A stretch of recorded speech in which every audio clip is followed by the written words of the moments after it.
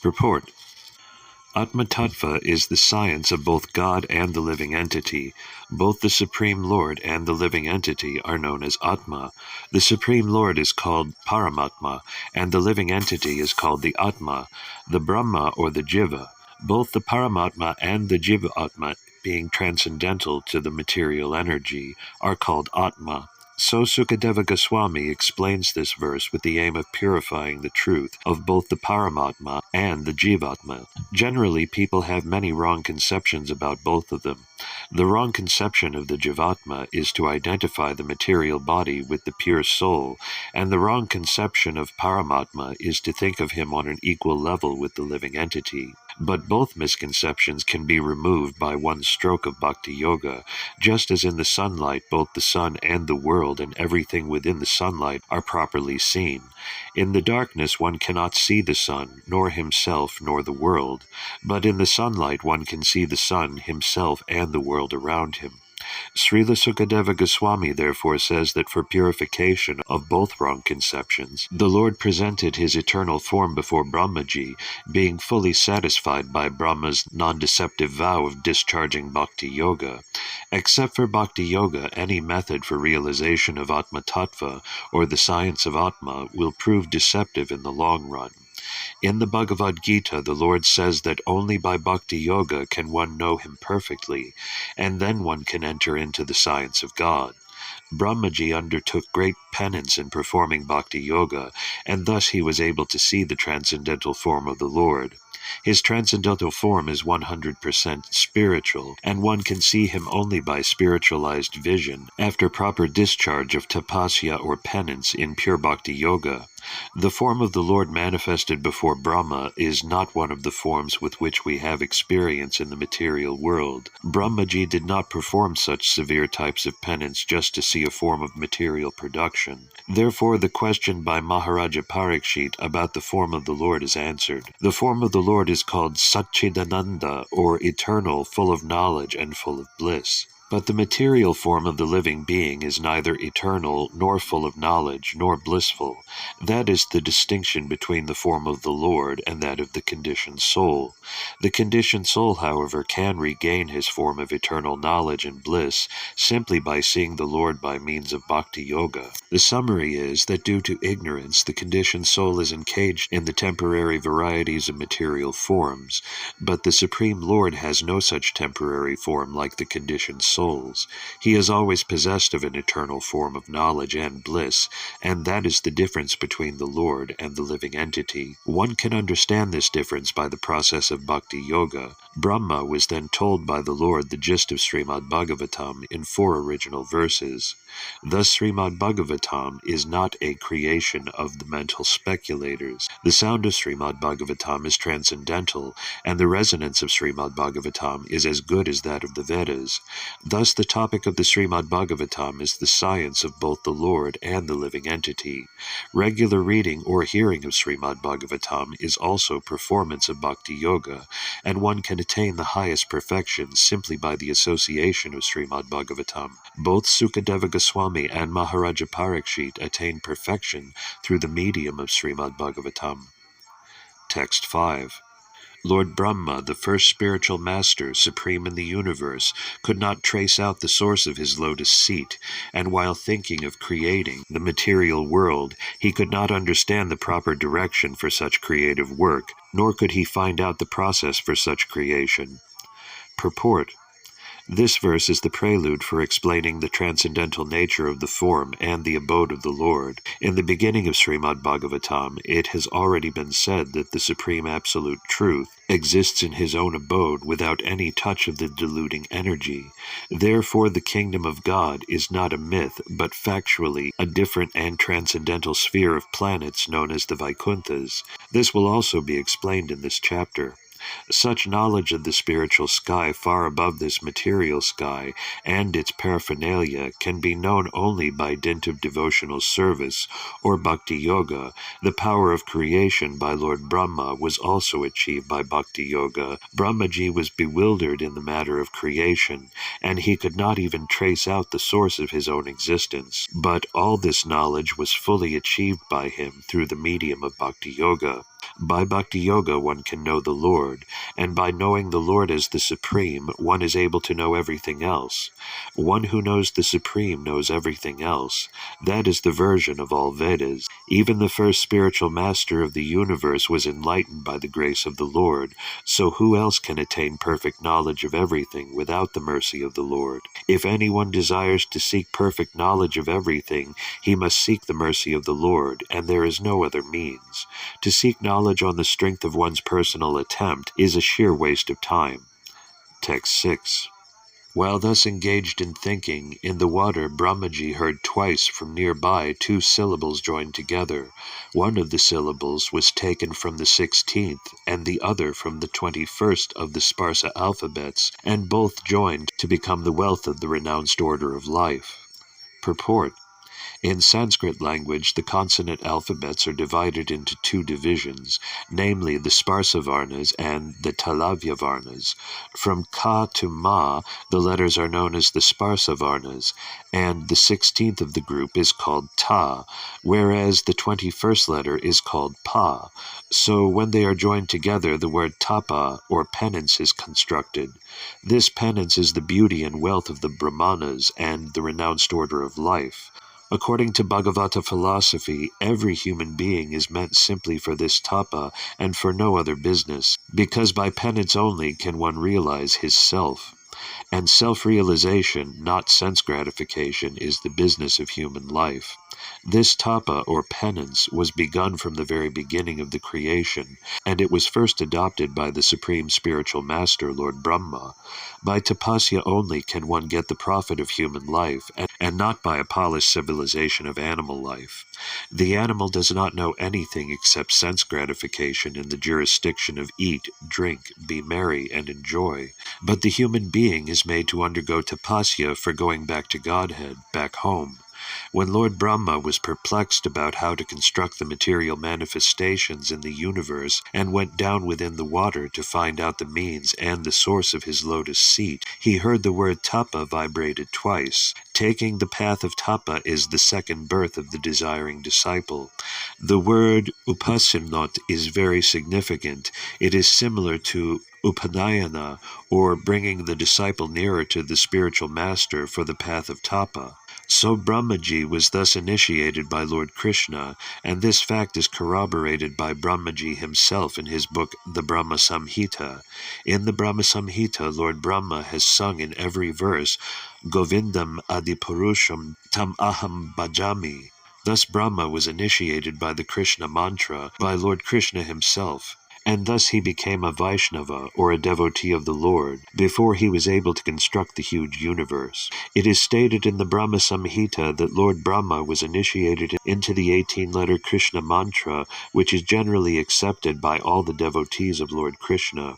We follow the same principle because we belong to the Brahma Sampradaya, directly in the disciplic chain from Brahma to Narada, from Narada to Vyasa, from Vyasa to Madhva Muni, from Madhva Muni to Madhvendrapuri, from Madhvendrapuri to Ishvarapuri, from Ishvarapuri to Lord Chaitanya, and gradually to His Divine Grace Bhaktisiddhanta Sarasvati, our Divine Master. One who is thus initiated in the disciplic succession is able to achieve the same result or power of creation. Chanting of this holy mantra is the only shelter of the desireless pure devotee of the Lord. Simply by such tapasya or penance, the devotee of the Lord achieves all perfections like Lord Brahma. Text 7. When he heard the sound, he tried to find the speaker, searching on all sides, but when he was unable to find anyone besides himself, he thought it wise to sit down on his lotus seat firmly and gave his attention to the execution of penance, as he was instructed. Purport. To achieve success in life, one should follow the example of Lord Brahma, the first living creature in the beginning of creation.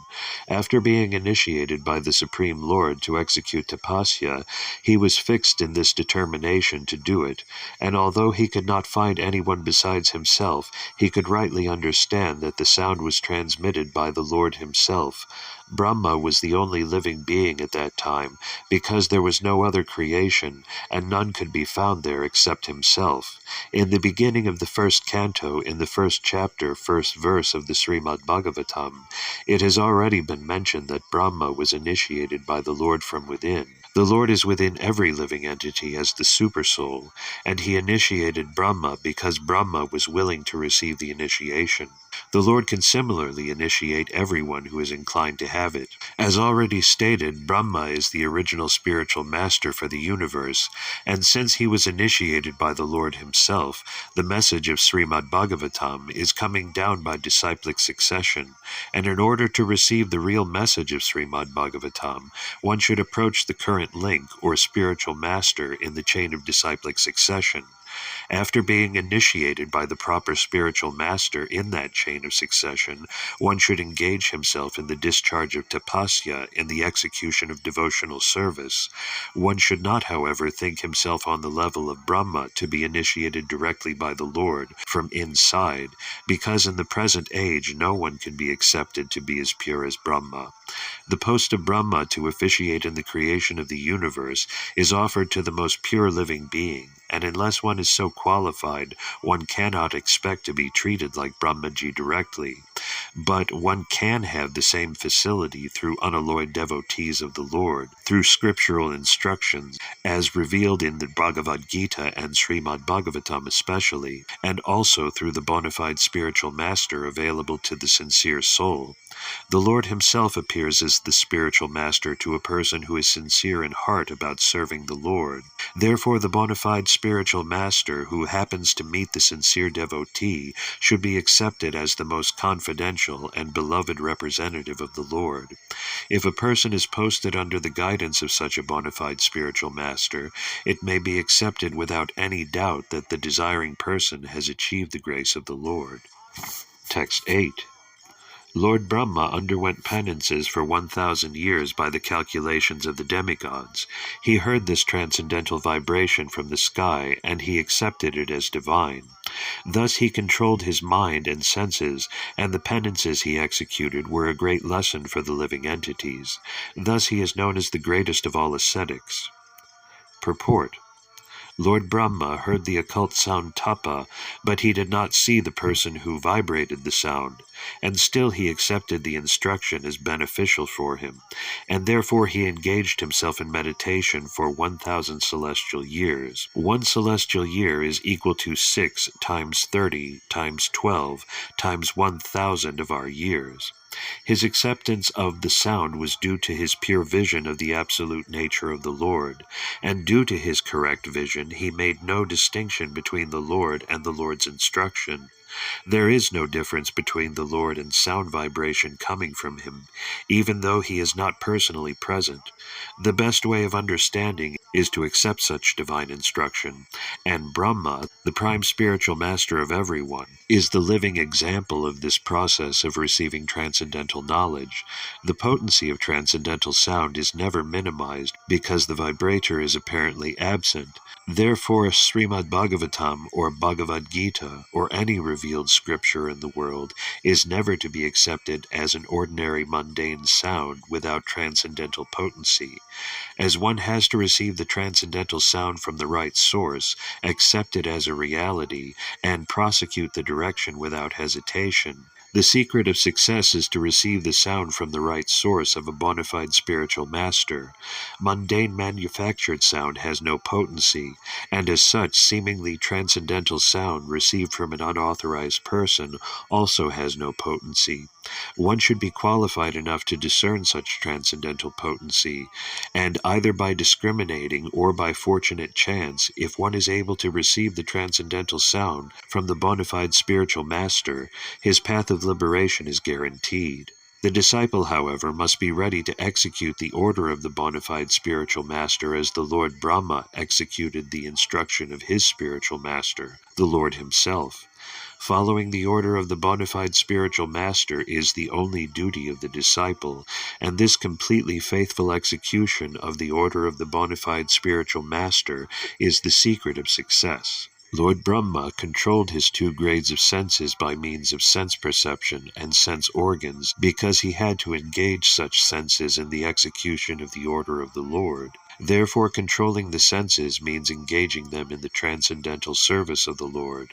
The Lord's order descends in disciplic succession through the bona fide spiritual master, and thus execution of the order of the bona fide spiritual master is factual control of the senses. Such execution of penance in full faith and sincerity made Brahmaji so powerful that he became the creator of the universe, and because he was able to attain such power, he is called the best amongst all the tapasvis. Text 9. The personality of Godhead, being thus very much satisfied with the penance of Lord Brahma, was pleased to manifest his personal abode, Vaikuntha, the supreme planet above all others. This transcendental abode of the Lord is adored by all self-realized persons, freed from all kinds of miseries and fear of illusory existence. Purport. The troubles of penance accepted by Lord Brahma were certainly in the line of devotional service, bhakti, otherwise there was no chance that Vaikuntha or Svalokam, the Lord's personal abodes, would become visible to Brahmaji. The personal abodes of the Lord, known as Vaikunthas, are neither mythical nor material, as conceived by the impersonalists, but realization of the transcendental abodes of the Lord is possible only through devotional service, and thus the devotees enter into such abodes. There is undoubtedly trouble in executing penance, but the trouble accepted in executing bhakti yoga is transcendental happiness from the very beginning. Whereas the trouble of penance in other processes of self-realization, jnana yoga, dhyana yoga, etc., without any Vaikuntha realization, ends in trouble only and nothing more. There is no profit in biting husks without grains. Similarly, there is no profit in executing troublesome penances other than bhakti yoga for self-realization. Executing bhakti yoga is exactly like sitting on the lotus sprouted out of the abdomen of the transcendental personality of Godhead. For Lord Brahma was seated there. Brahmaji was able to please the Lord, and the Lord was also pleased to show Brahmaji his personal abode. Srila Jiva Goswami, in the comments of his Krama Sandarbha annotation of Srimad Bhagavatam, cites quotations from the Garga Upanishad, Vedic evidence. It is said that Yajnavalkya described the transcendental abode of the Lord to Gargi, and that the abode of the Lord is situated above the highest planet of the universe, namely Brahmaloka. This abode of the Lord, although described in revealed scriptures like the Bhagavad Gita and the Srimad Bhagavatam, remains only a myth for the less intelligent class of men with a poor fund of knowledge. Herein, the word sva drishtavadbi is very significant. One who has actually realized his self realizes the transcendental form of one's self. Impersonal realization of self and the Supreme is not complete, because it is just an opposite conception of material personalities. The personality of Godhead and the personalities of devotees of the Lord are all transcendental. They do not have material bodies. The material body is overcast with 5 kinds of miserable conditions, namely ignorance, material conception, attachment, hatred, and absorption. As long as one is overwhelmed by these 5 kinds of material miseries, there is no question of entering into the Vaikuntha Lokas. The impersonal conception of oneself is just the negation of material personality, and is far from the positive existence of personal form. The personal forms of the transcendental abode will be explained in the following verses. Brahmaji also described the highest planet of the Vaikuntha Loka as Goloka Vrindavana, where the Lord resides as a cowherd boy keeping transcendental Surabhi cows, and surrounded by hundreds and thousands of goddesses of fortune. Chintamani Prakara Sadmasu Kalpavirksha Lakshavriteshu Shurabir Abhipalayantam Lakshmi Sahasra Sata Sambrahma Sevamanam Govindam Adipurusham Tam Aham Bhajami. Brahma Samhita 529. The statement of the Bhagavad Gita, Yadgatva na nivartante tadama paramamama, is also confirmed herewith. Para means transcendental Brahman. Therefore, the abode of the Lord is also Brahman. non-different from the Supreme Personality of Godhead. The Lord is known as Vaikuntha, and his abode is also known as Vaikuntha. Such Vaikuntha realization and worship can be made possible by transcendental form and sense. In that personal abode of the Lord, the material modes of ignorance and passion do not prevail, nor is there any of their influence and goodness. There is no predominance of the influence of time, so what to speak of the illusory external energy? It cannot enter that region. Without discrimination, both the demigods and the demons worship the Lord as devotees. Purport: the kingdom of God, or the atmosphere of the Vaikuntha nature, which is called the Tripad Vibhuti, is 3 times bigger than the material universes, and is described here as also in the Bhagavad Gita in a nutshell.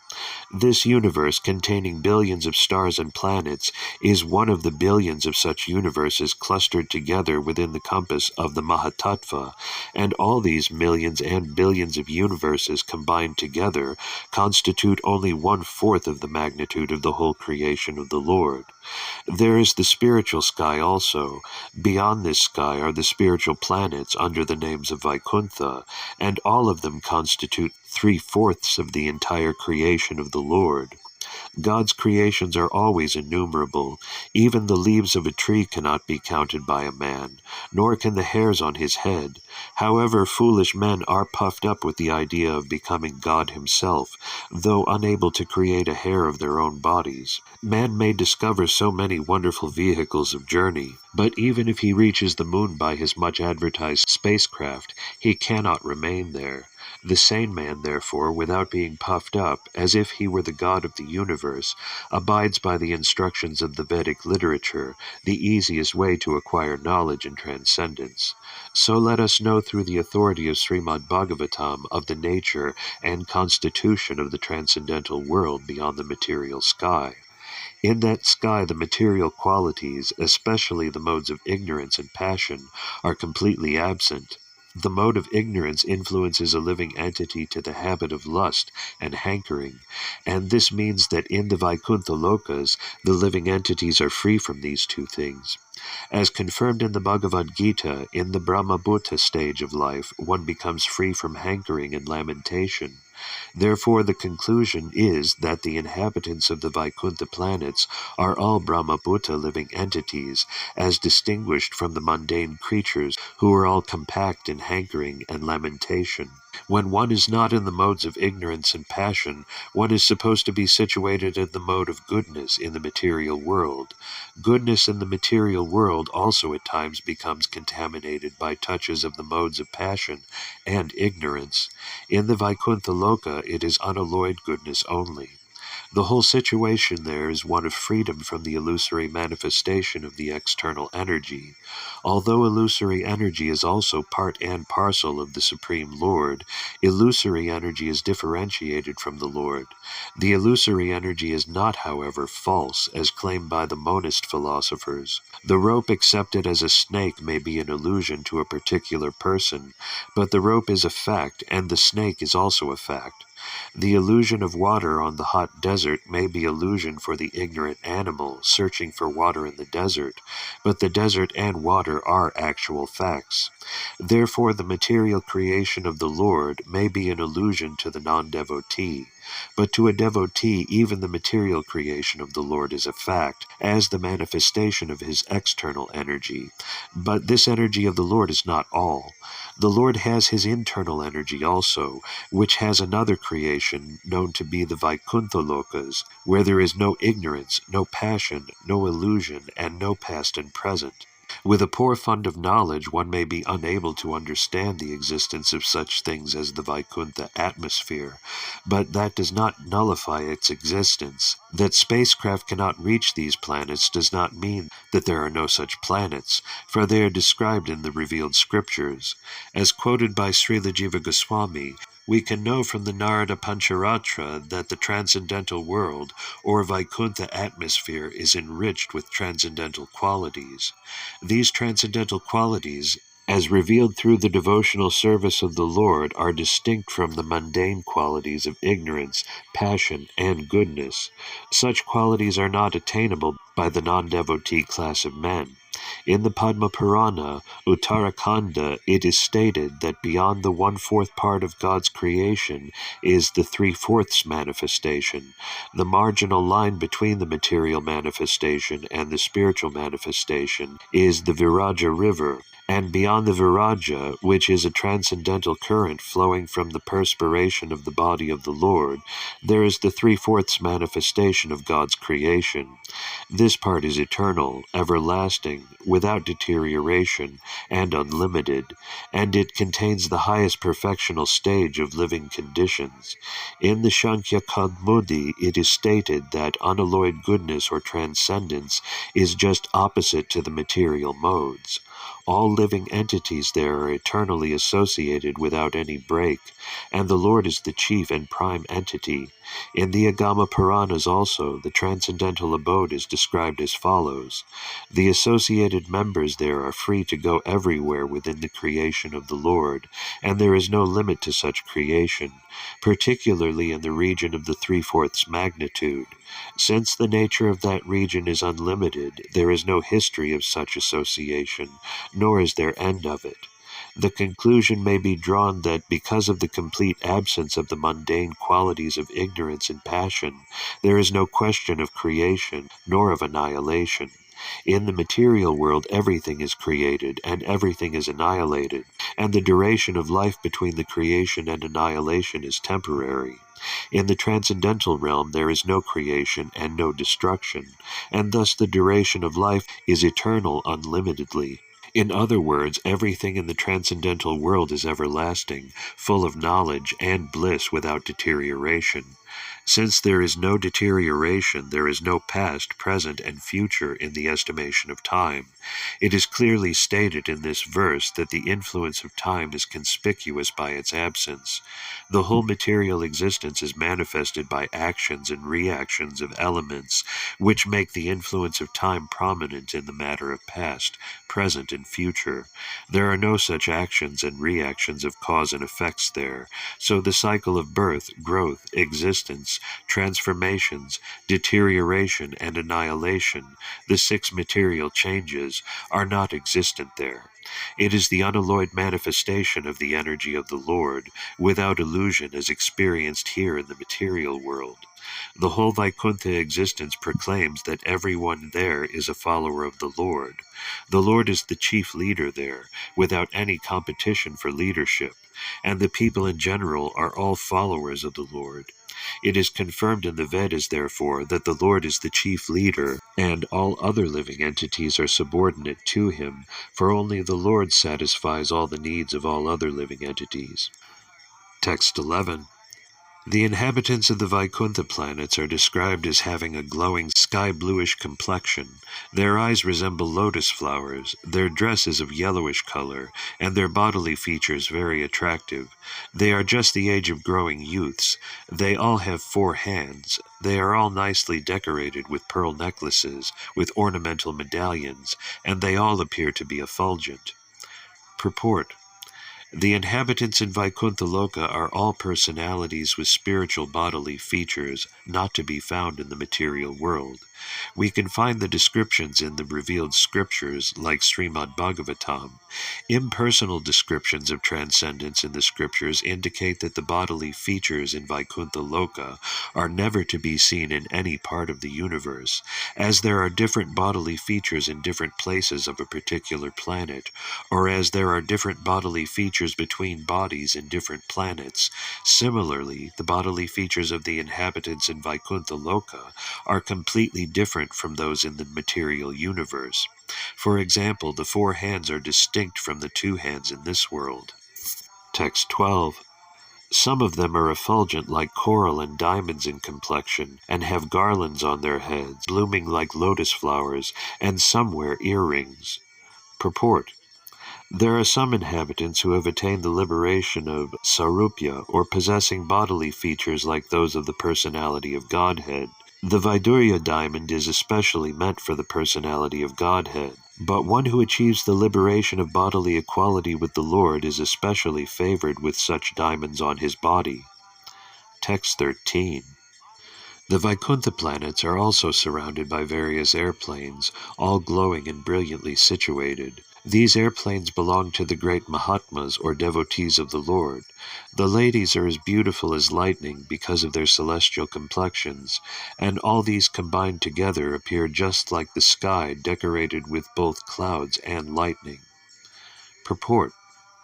It appears that in the Vaikuntha planets there are also airplanes brilliantly glowing, and they are occupied by the great devotees of the Lord with ladies of celestial beauty as brilliant as lightning. As there are airplanes, so there must be different types of carriages like airplanes, but they may not be driven machines as we have experience in this world. Because everything is of the same nature of eternity, bliss, and knowledge, the airplanes and carriages are of the same quality as Brahman. Although there is nothing except Brahman, one should not mistakenly think that there is only void and no variegatedness. Thinking like that is due to a poor fund of knowledge. Otherwise no one would have such a misconception of voidness in Brahman. As there are airplanes, ladies, and gentlemen, so there must be cities and houses and everything else, just suitable to the particular planets. One should not carry the ideas of imperfection from this world to the transcendental world, and not take into consideration the nature of the atmosphere as completely free from the influence of time, etc., as described previously. Text 14. The goodness of fortune in her transcendental form is engaged in the loving service of the Lord's lotus feet, and being moved by the black bees, followers of spring, she is not only engaged in variegated pleasure, service to the Lord, along with her constant companions, but is also engaged in singing the glories of the Lord's activities. Text 15. Lord Brahma saw in the Vaikuntha planets the personality of Godhead, who is the Lord of the entire devotee community, the Lord of the goddess of fortune, the Lord of all sacrifices, and the Lord of the universe, and who is served by the foremost servitors like Nanda, Sunanda, Prabala, and Arhana, his immediate associates. Purport. When we speak of a king, it is naturally understood that the king is accompanied by his confidential associates, like his secretary, private secretary, aide-de-camp, ministers and advisors. So also, when we see the Lord, we see him with his different energies, associates, confidential servitors, etc.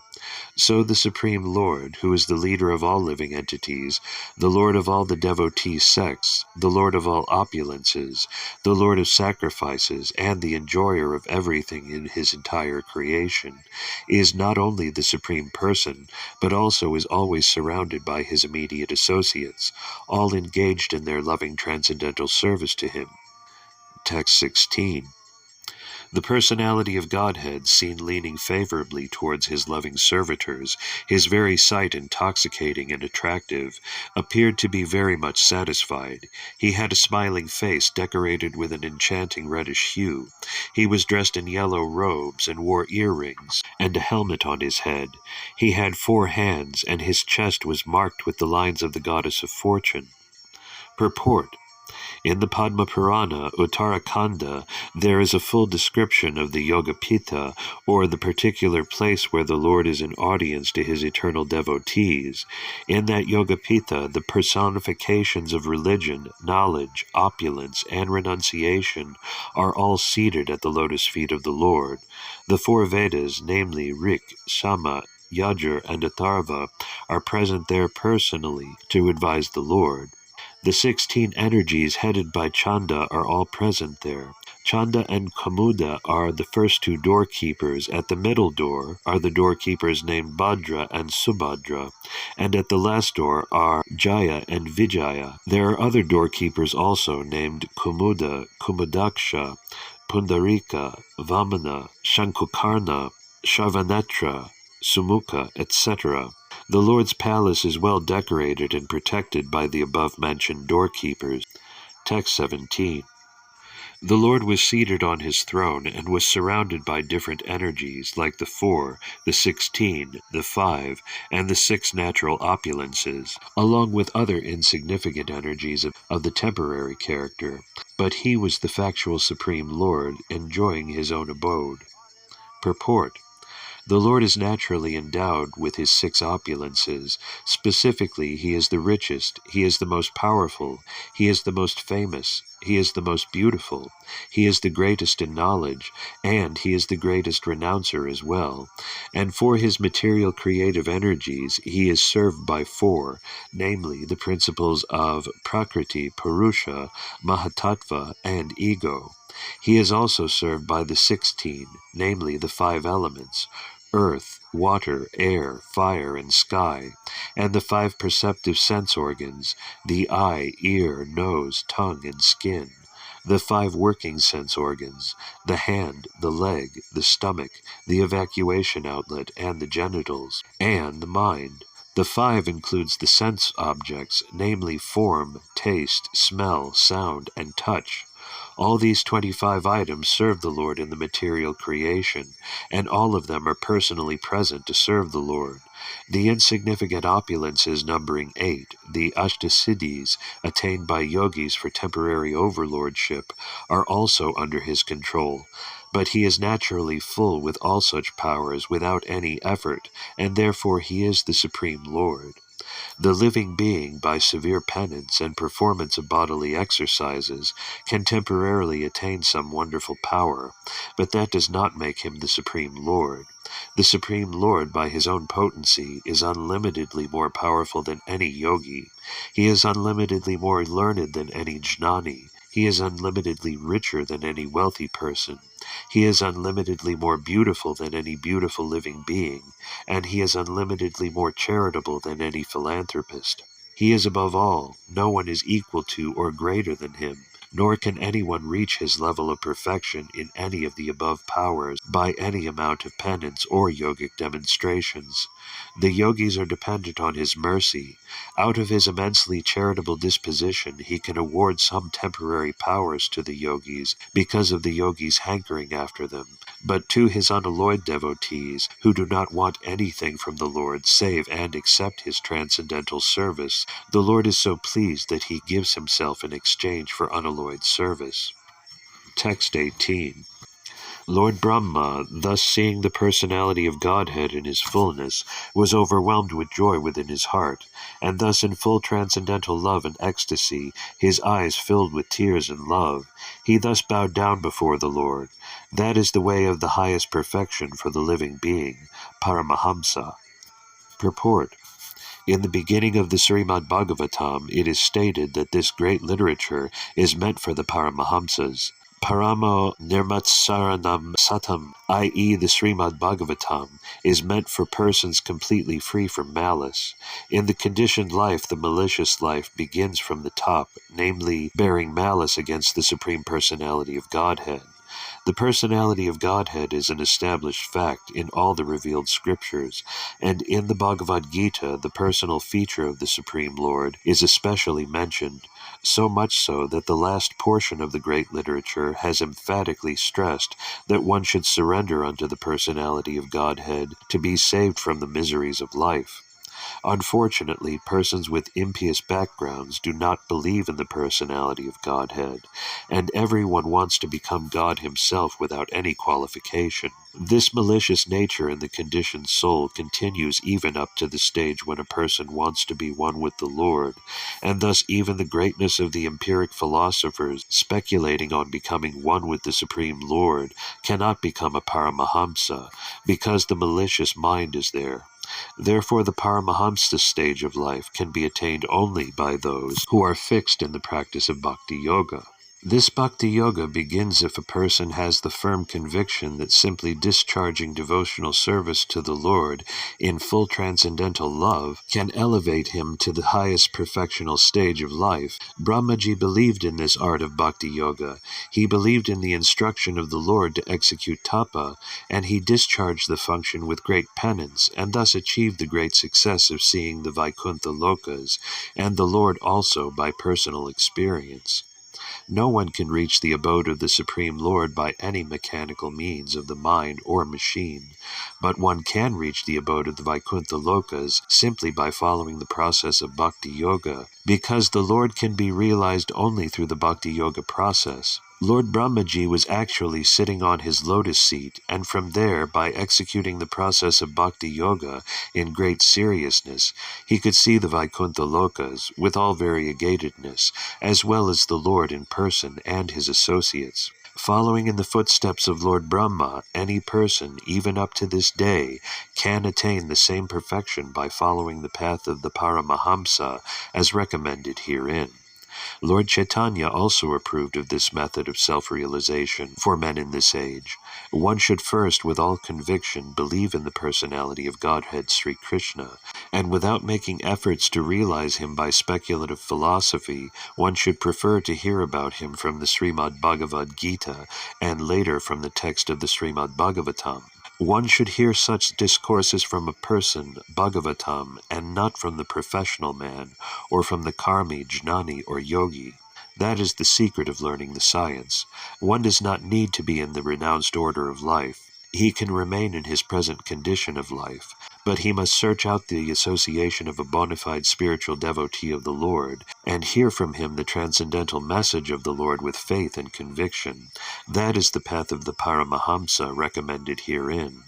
Amongst various holy names of the Lord, he is also called Ajita, or one who can never be conquered by anyone else. Yet he can be conquered by the Paramahamsa path, as practically realized and shown by the great spiritual master Lord Brahma. Lord Brahma has personally recommended this Paramahamsa Pantha in his own words as follows. Lord Brahma said, O my Lord Krishna, a devotee who abandons the path of empiric philosophical speculation, aimed at merging in the existence of the Supreme, and engages himself in hearing your glories and activities from a bona fide sadhu or saint, and who lives an honest life in the occupational engagement of his social life, can conquer your sympathy and mercy, even though you are ajita or unconquerable. Bhagavad Gita 10:14-3. That is the path of the Paramahamsas, which was personally followed by Lord Brahma, and later recommended by him for attaining perfect success in life. Text 19. And seeing Brahma present before him, the Lord accepted him as worthy to create living beings, to be controlled as he desired, and thus being much satisfied with him, the Lord shook hands with Brahma, and, slightly smiling, addressed him thus. Purport. The creation of the material world is not blind or accidental. The living entities who are ever conditioned, or nityabada, are thus given a chance for liberation under the guidance of his own representative like Brahma. The Lord instructs Brahma in Vedic knowledge in order to diffuse this knowledge to the conditioned souls. The conditioned souls are forgetful souls in their relationship with the Lord, and thus a period of creation and the process of dissemination of Vedic knowledge are necessary activities of the Lord. Lord Brahma has a great responsibility in delivering the conditioned souls, and therefore he is very dear to the Lord. Brahma also does his duty very perfectly, not only by generating the living entities, but also by spreading his party for reclaiming the fallen souls. The party is called the Brahma Sampradaya, and any member of this party to date is naturally engaged in reclaiming the fallen souls back to Godhead, back home. The Lord is very much anxious to get back his parts and parcels, as stated in the Bhagavad Gita.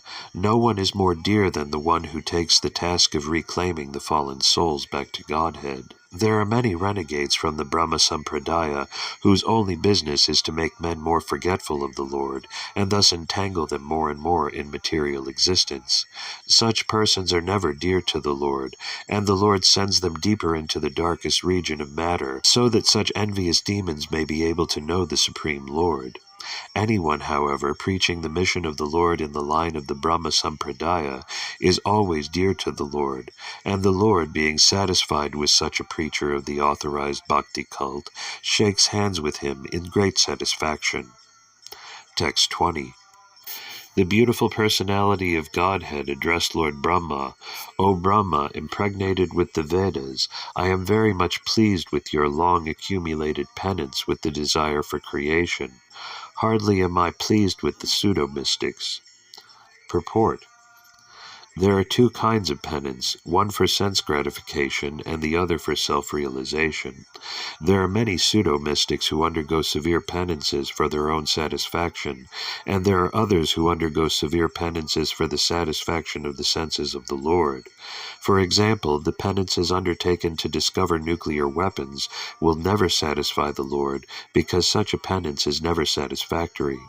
By nature's own way, everyone has to meet death, and if such a process of death is accelerated by anyone's penances, there is no satisfaction for the Lord.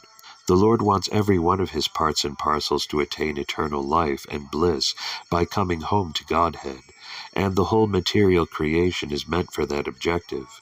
Brahma underwent severe penances for that purpose, namely to regulate the process of creation so that the Lord might be satisfied. Therefore the Lord was very much pleased with him, and for this Brahma was impregnated with Vedic knowledge. The ultimate purpose of Vedic knowledge is to know the Lord and not to misuse the knowledge for any other purposes. Those who do not utilize Vedic knowledge for that purpose are known as Kuta yogis or pseudo-transcendentalists who spoil their lives with ulterior motives. Text 21. I wish you good luck, O Brahma. You may ask from me, the giver of all benediction, all that you may desire. You may know that the ultimate benediction, as the result of all penances, is to see me by realization. Purport. The ultimate realization of the Supreme Truth is knowing and seeing face to face the personality of Godhead. Realization of the impersonal Brahman and localized Paramatma features of the personality of Godhead is not ultimate realization. When one realizes the Supreme Lord, one does not struggle hard to perform such penances. The next stage of life is to discharge devotional service to the Lord just to satisfy him. In other words, one who has realized and seen the Supreme Lord has attained all perfection, because everything is included in that highest perfectional stage. The impersonalists and the pseudo-mystics, however, cannot reach this state. Text 22. The highest perfectional ingenuity is the personal perception of my abodes, and this has been possible because of your submissive attitude in the performance of severe penance according to my order. Purport.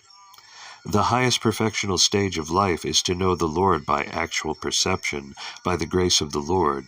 This can be attained by everyone who is willing to discharge the act of devotional service to the Lord as enjoined in the revealed scriptures that are standard and accepted by the bona fide acharyas, spiritual masters. For example, the Bhagavad Gita is the approved Vedic literature accepted by all the great acharyas, such as Shankara, Ramanuja, Madhva, Chaitanya, Vishwanatha, Baladeva, Siddhanta Sarasvati, and many others. In that Bhagavad Gita, the personality of Godhead, Sri Krishna, asks that one always be mindful of him, always be his devotee, always worship him only, and always bow down before the Lord. And by doing so, one is sure to go back home, back to Godhead, without any doubt. In other places also the same order is there, that one give up all other engagements and fully surrender unto the Lord without hesitation, and the Lord will give such a devotee all protection. These are the secrets of attaining the highest perfectional stage. Lord Brahma exactly followed these principles without any superiority complex, and thus he attained the highest perfectional stage of experiencing the abode of the Lord and the Lord himself with all his paraphernalia. Impersonal realization of the effulgence of the Lord's body is not the highest perfectional stage, nor is the stage of Paramatma realization. The word Manisita is significant. Everyone is falsely or factually proud of his so-called learning, but the Lord says that the highest perfectional stage of learning is to know him in his abode, devoid of all illusion. Text 23. O sinless Brahma, you may know from me that it was I who first ordered you to undergo penance when you were perplexed in your duty. Such penance is my heart and soul, and therefore penance and I are not different. Purport. The penance by which one can see the personality of Godhead face to face is to be understood as devotional service to the Lord, and nothing else, because only by discharging devotional service in transformational love can one approach the Lord. Such penance is the internal potency of the Lord and is non-different from Him. Such acts of internal potency are exhibited by non-attachment for material enjoyment. The living entities are encaged in the conditions of material bondage because of their propensity for overlordship, but by engagement in the devotional service of the Lord, one becomes detached from this enjoying spirit. The devotees automatically become detached from worldly enjoyment, and this detachment is the result of perfect knowledge. Therefore, the penance of devotional service includes knowledge and detachment, and that is the manifestation of the transcendental potency. One cannot enjoy material illusory prosperity if he desires to return home, back to Godhead. One who has no information of the transcendental bliss in the association of the Lord foolishly desires to enjoy this temporary material happiness. In the Chaitanya Charitamrita, it is said that if someone sincerely wants to see the Lord and at the same time wants to enjoy this material world, he is considered to be a fool only. One who wants to remain here in the material world for material enjoyment has no business entering into the eternal kingdom of God. The Lord favors such a foolish devotee by snatching all that he may possess in the material world. If such a foolish devotee of the Lord tries to recoup his position, then the merciful Lord again snatches away all that he may have possessed. By such repeated failures in material prosperity, he becomes very unpopular with his family members and friends. In the material world, the family members and friends honor persons who are very successful in accumulating wealth by any means. The foolish devotee of the Lord is thus put into forcible penance by the grace of the Lord, and at the end the devotee becomes perfectly happy, being engaged in the service of the Lord. Therefore penance in devotional service of the Lord, either by voluntary submission or by being forced by the Lord, is necessary for attaining perfection, and thus such penance is the internal potency of the Lord. One cannot, however, be engaged in the penance of devotional service without being completely free from all sins. As stated in the Bhagavad Gita, only a person who is completely free from all reaction of sins can engage himself in the worship of the Lord. Brahmaji was sinless, and therefore he faithfully discharged the advice of the Lord, Tapa Tapa, and the Lord, being satisfied with him, awarded him the desired result. Therefore only love and penance combined can please the Lord, and thus one is able to attain his complete mercy. He directs the sinless, and the sinless devotee attains the highest perfection of life. Text 24. I create this cosmos by such penance, I maintain it by the same energy, and I withdraw it all by the same energy. Therefore the potential power is penance only. Purport. In executing penance, one must be determined to return home, back to Godhead, and must decide to undergo all types of tribulations for that end. Even for material prosperity, name, and fame, one has to undergo severe types of penance. Otherwise, no one can become an important figure in this material world. Why then are there severe types of penance for the perfection of devotional service?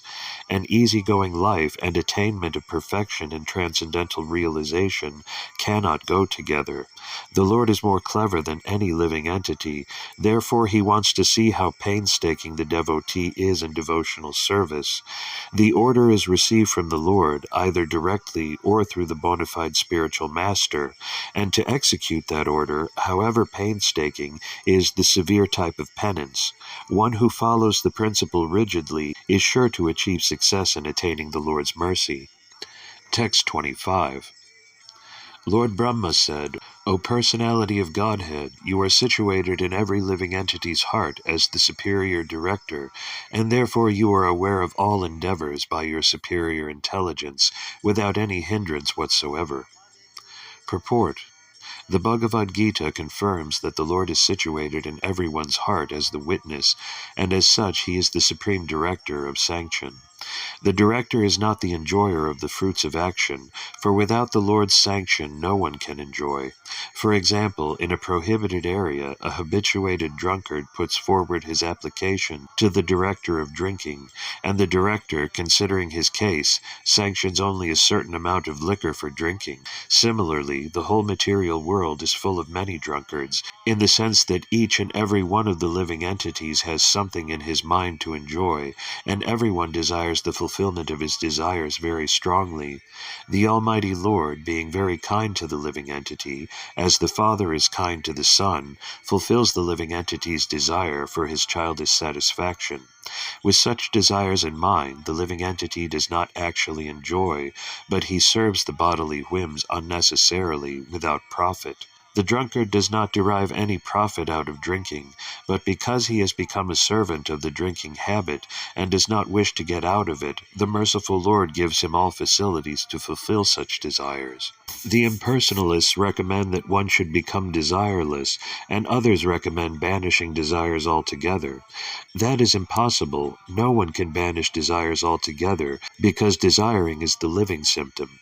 Without having desires, a living entity would be dead, which he is not. Therefore, living conditions and desire go together. Perfection of desires may be achieved when one desires to serve the Lord, and the Lord also desires that every living entity banish all personal desires and cooperate with his desires. That is the last instruction of the Bhagavad Gita. Brahmaji agreed to this proposal, and therefore he is given the responsible post of creating generations in the vacant universe. Oneness with the Lord, therefore, consists of dovetailing one's desires with the desires of the Supreme Lord. That makes for the perfection of all desires. The Lord, as the Supersoul in the heart of every living being, knows what is in the mind of each living entity, and no one can do anything without the knowledge of the Lord within. By his superior intelligence, the Lord gives everyone the chance to fulfill his desires to the fullest extent, and the resultant reaction is also awarded by the Lord. Text 26. In spite of that, my Lord, I am praying to you to kindly fulfill my desire. May I please be informed how, in spite of your transcendental form, you assume the mundane form, although you have no such form at all. Text 27. And please inform me how you, by your own self, manifest different energies for annihilation, generation, acceptance, and maintenance by combination and permutation. Purport. The whole manifestation is the Lord himself by diffusion of his different energies only, namely the internal, external, and marginal, just as the sunlight is the manifestation of the energy of the sun planet.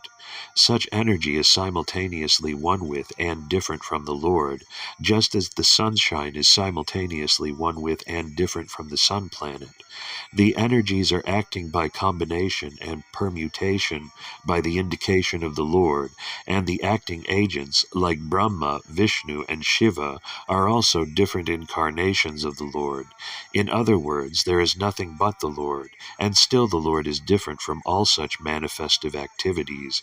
How it is so will be explained later on. Text 28. O Master of all energies, please tell me philosophically all about them. You play like a spider that covers itself by its own energy, and your determination is infallible. Purport. By the inconceivable energy of the Lord, every creative element has its own potencies, known as the potency of the element, potency of knowledge, and potency of different actions and reactions. By a combination of such potential energies of the Lord, there is the manifestation of creation, maintenance, and annihilation in due course of time, and by different agents, like Brahma, Vishnu, and Maheshvara. Brahma creates, Vishnu maintains, and Lord Shiva destroys, but all such agents and creative energies are emanations from the Lord, and as such there is nothing except the Lord, or the one supreme source of different diversities. The exact example is the spider and spider's web. The web is created by the spider, and it is maintained by the spider, and as soon as the spider likes, The whole thing is wound up within the spider. The spider is covered within the web. If an insignificant spider is so powerful as to act according to its will, why can't the Supreme Being act by his supreme will in the creation, maintenance, and destruction of the cosmic manifestations? By the grace of the Lord, a devotee like Brahma, or one in his chain of disciplic succession, can understand the almighty personality of Godhead, eternally engaged in his transcendental pastimes in the region of different energies. Text 29. Please tell me so that I may be taught in the matter by the instruction of the personality of Godhead, and may thus act instrumentally to generate living entities, without being conditioned by such activities. Purport: Brahmaji does not want to become a speculator dependent on the strength of his personal knowledge and conditioned to material bondage. Everyone should know in clear consciousness that one is, in the execution of all activities, an instrument. A conditioned soul is instrumental in the hands of the external energy, Gunamayi Maya, or the illusory energy of the Lord, and in the liberated stage the living entity is instrumental to the will of the personality of Godhead directly. To be instrumental to the direct will of the Lord is the natural constitutional position of the living entity, whereas to be an instrument in the hands of the illusory energy of the Lord is material bondage for the living entity. In that conditioned state, the living entity speculates on the absolute truth and his different activities. But in the unconditioned stage, the living entity directly receives knowledge from the Lord, and such a liberated soul acts flawlessly, without any speculative habit. The Bhagavad Gita 10:10-11 confirms emphatically that the pure devotees, who are constantly engaged in the loving transcendental service of the Lord, are directly advised by the Lord, so much so that the devotee unwaveringly makes progress on the path home. Back to Godhead. Pure devotees of the Lord are therefore not proud of their definite progress, whereas the non-devotee speculator is in the darkness of illusory energy and is very much proud of his misleading knowledge, based on speculation without any definite path. Lord Brahma wanted to be saved from that pitfall of pride, although he was posted in the most exalted position within the universe. Text 30. O my Lord, the unborn, you have shaken hands with me just as a friend does with a friend, as if equal in position. I shall be engaged in the creation of different types of living entities, and I shall be occupied in your service. I shall have no perturbation, but I pray that all this may not give rise to pride, as if I were the supreme. Purport: Lord Brahma is definitely situated in the humor of friendship with the Lord. Every living being is eternally related with the personality of Godhead in one of 5 different transcendental humors, namely Santa, Dasya, Shakya, Vatsalya, and Madhurya. He has already discussed these 5 kinds of humors in relationship with the personality of Godhead. It is clearly exhibited herein that Lord Brahma is related to the personality of Godhead in the transcendental humor of friendship. A pure devotee may be related with the Lord in any one of the transcendental humors, even in the humor of parenthood. But the devotee of the Lord is always a transcendental servitor. No one is equal to or greater than the Lord. That is the version of the Bhagavad Gita. Brahmaji, although eternally related with the Lord in the transcendental humor of friendship, and although entrusted with the most exalted post of creating different grades of living entities, is still conscious of his position, that he is neither the Supreme Lord nor supremely powerful. It is possible that some extremely powerful personality, within or without the universe, may sometimes show more power than the Lord himself. Still, the pure devotee knows that this power is a vibhuti delegated by the Lord, and such a delegated powerful living entity is never independent. Sri Hanumanji crossed the Indian Ocean by jumping over the sea, and Lord Sri Ramachandra engaged himself in marching over the bridge, but this does not mean that Hanumanji was more powerful than the Lord. Sometimes the Lord gives extraordinary powers to his devotee, but the devotee knows always that the power belongs to the personality of Godhead, and that the devotee is only an instrument. The pure devotee is never puffed up like the non-devotee class of men, who falsely think that they are God.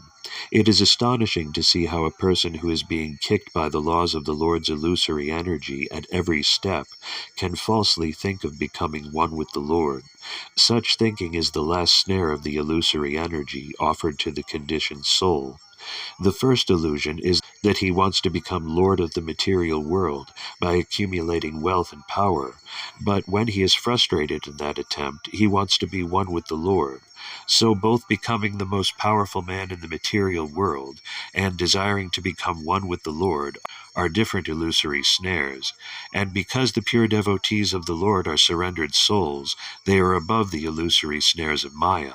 Because Lord Brahma is a pure devotee, even though the first dominating deity in the material world, and therefore able to do many wonderful things, he would never, like the non-devotee with a poor fund of knowledge, have the audacity to think of becoming one with the Lord. People with a poor fund of knowledge should take lessons from Brahma when they are puffed up with the false notion of becoming God. Factually, Lord Brahma does not create the living entities. In the beginning of the creation, he is empowered to give different bodily shapes to the living entities, according to their work during the last millennium. Brahmaji's duty is just to wake the living entities from their slumber and to engage them in their proper duty. The different grades of living entities are not created by Brahmaji by his capricious whims, but he is entrusted with the task of giving the living entities different grades of body so that they can work accordingly, and still he is conscious that he is only instrumental, so that he may not think of himself as the supreme powerful Lord. Devotees of the Lord are engaged in the specific duty offered by the Lord, and such duties are successfully carried out without hindrance because they are ordained by the Lord. The credit of success goes not to the doer, but to the Lord.